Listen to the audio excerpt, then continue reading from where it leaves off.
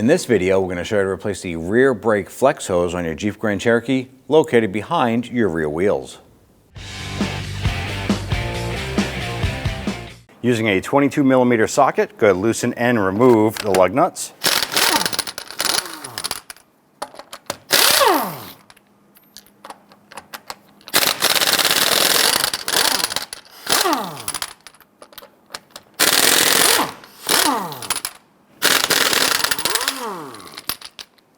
Go ahead and grab that wheel, remove it, and set it aside.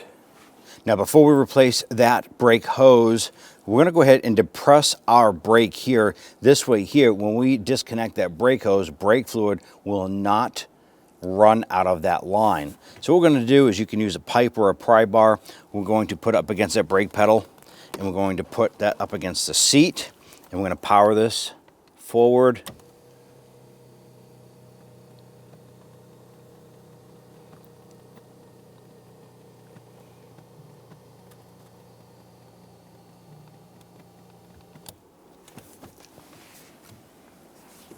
Now, flex hose comes down to a junction right here and it bolts onto the back side of our brake caliper. There's a bolt right in the center. It's a 15mm. You can use a wrench for this here. We did spray this down with some rust penetrant.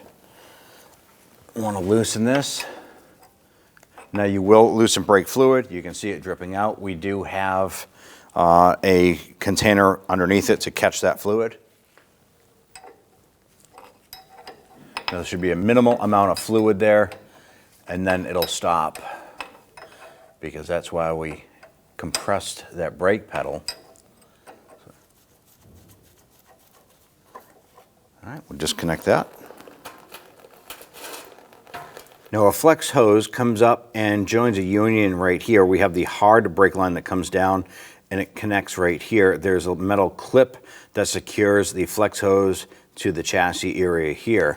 Now, we did spray it down with some rust penetrant here, and we're going to use our 12mm wrench and go on the hard brake line. Now, there's a nut right here that you want to break this free. This is going to unthread from the flex hose portion. Now, ideally, you want this nut to spin freely. Ours is kind of rusted to the hard line. You want to be super careful of this here, because if you just continue to wrench on this, it will break that it'll break the hard line. It's going to open up a can of worms. You don't want that to happen. So you can try your best to try and loosen this here, spray it down, try and break it free. But if it doesn't want to come off, you can attack this another way. Let's go ahead and jump to removing the clip. It's a horseshoe clip. You can use pliers on this here. Gonna grab it on this upper tab and work that out. Here it is right there, and it's a horseshoe clip. So these little tabs face upward. You want to remember that when reinstalling this component. And at this point here, we should be able to loosen that flex hose in that bracket. There it is.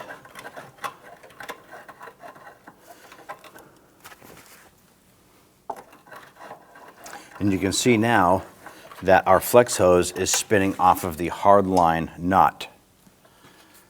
So we're going to spin this off. Now, this is not ideal. It'll work. But we're going to remove this flex hose here, pop that off, and you can discard the flex hose.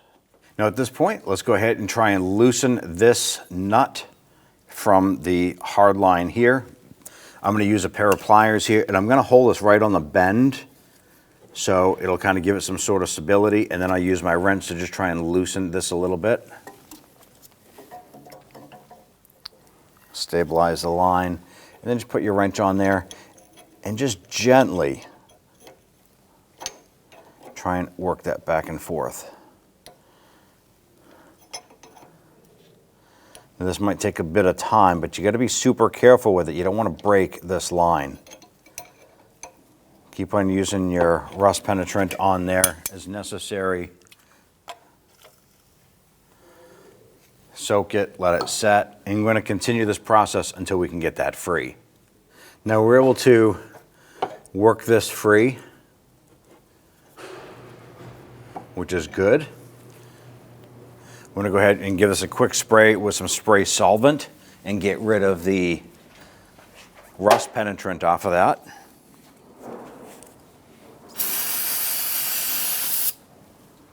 The next thing we want to do is take our brake flex hose and we're going to install this end here onto the back side of the caliper, and then we'll go ahead and flex this up and put it up into the bracket, line that up, and we'll put that through the bracket and thread this onto it and tighten that down. Now we had stuck our bolt in here temporarily. Now you want to pay attention to this here. The bolt itself should have a copper washer on the head side and then one on the other side of the block. So double check the back side of the caliper, make sure there isn't a copper washer there. And then what we're going to do is take our bolt, install one of the copper washers, going to feed that through, install the second copper washer on the back side of the block, line that up, and we're going to get that bolt started.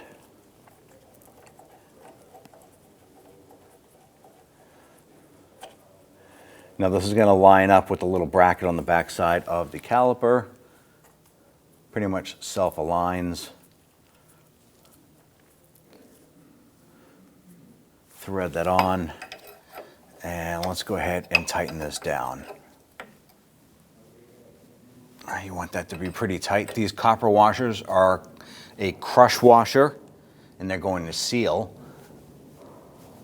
So make sure that's good and tight. And at this point here, you can use a spray solvent and give that a quick spray to clean off any of that brake fluid that is sitting there.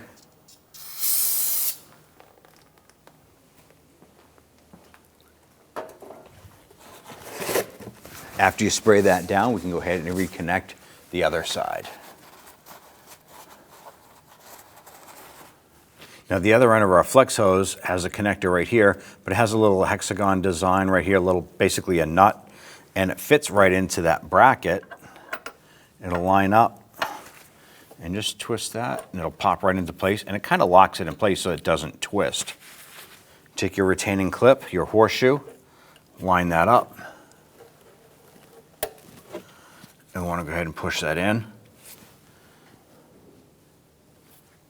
You can go ahead and tap that on. Give that a little wiggle, make sure it's nice and tight.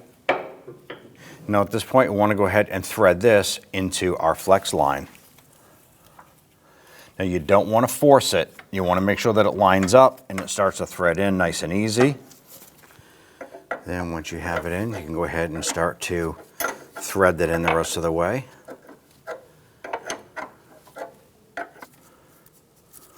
So once you feel it bottom out, you want to give it a little bit extra there.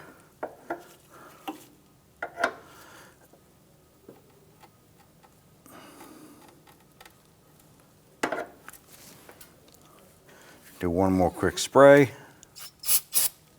Now we have the hood open. You want to go ahead and locate your reservoir right here. It's on the driver's side by the firewall.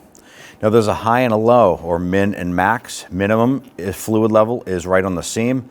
Max is right up here, pretty much right at the curve or the mold of the plastic tank itself.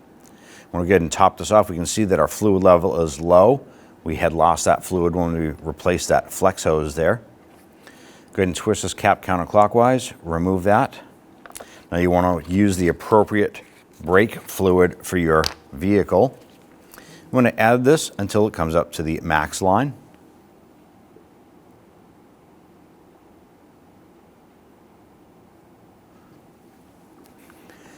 Now that we're right above the max line there, we'll go ahead and put the cap on it. Once we put the cap on, we're going to go back to that wheel and start with our brake bleeding process. Now after we've topped off the fluid in the engine compartment, you want to come back here, and right on the back side of the caliper there is the bleeder screw. Now there's a rubber cap on ours.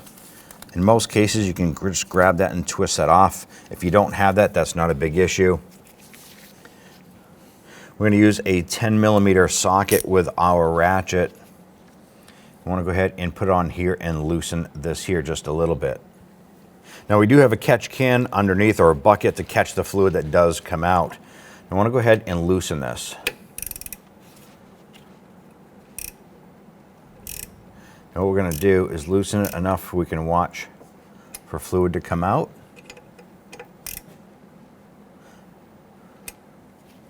Now what we're waiting for now is for the air to come out of this line and to burp or purge through this vent right here, through the bleeder screw. Once we have a solid stream of fluid coming out, we'll go ahead and tighten this down.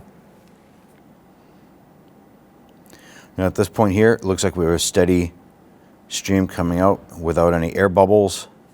We can now go ahead and close up that bleeder screw. Snug that down gently. Use some spray solvent, give that a quick blast.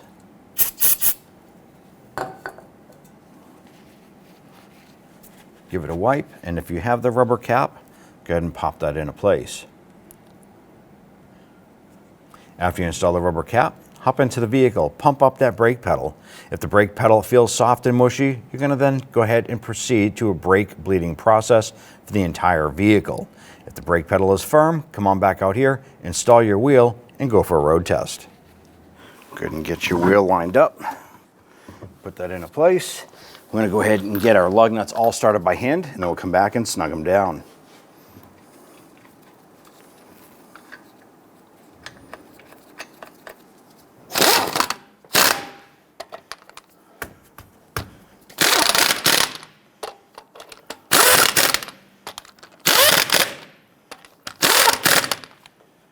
Go ahead and torque down the lug nuts to 100 foot-pounds.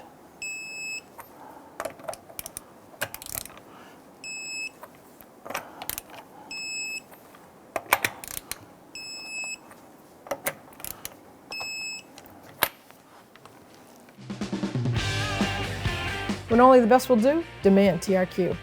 The only company that lets you view before you do. TRQ is committed to offering the highest quality aftermarket auto parts that are engineered for peace of mind. Thanks for using and viewing with TRQ.